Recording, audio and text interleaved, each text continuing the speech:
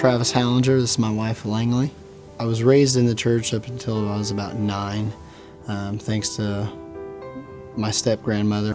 At that time, I kind of went through some issues at home and moved around a lot and changed schools and started to get the idea that maybe there wasn't a God and that maybe instead of being a Christian I should be agnostic and just go with the facts of life and see where that took me. So I would say I was agnostic for about 13 years, from about the time I was 9 to 22.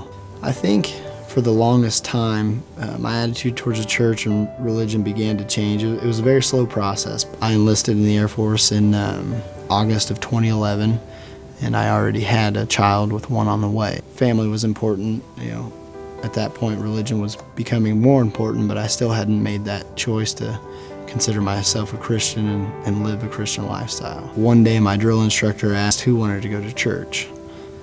I still felt very strongly that I was agnostic, opted not to go to church, and was hoping to get that hour and a half staying in the dorms without doing any additional duties, but he politely informed me that that wouldn't be the case if I chose not to go.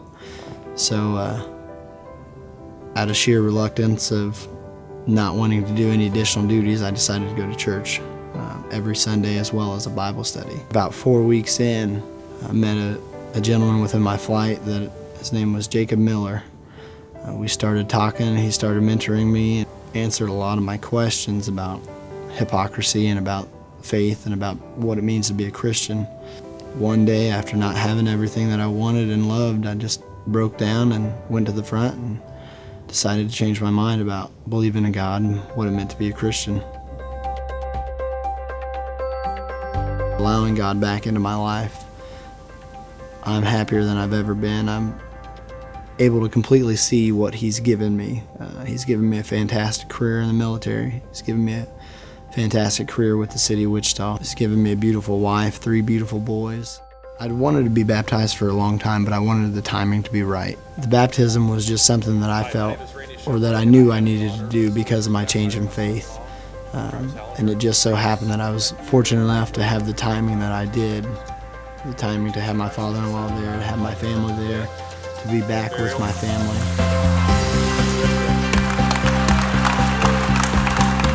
It's just another amazing lesson of how God works in your life, and when He's ready and when you're ready, He allows everything to line up.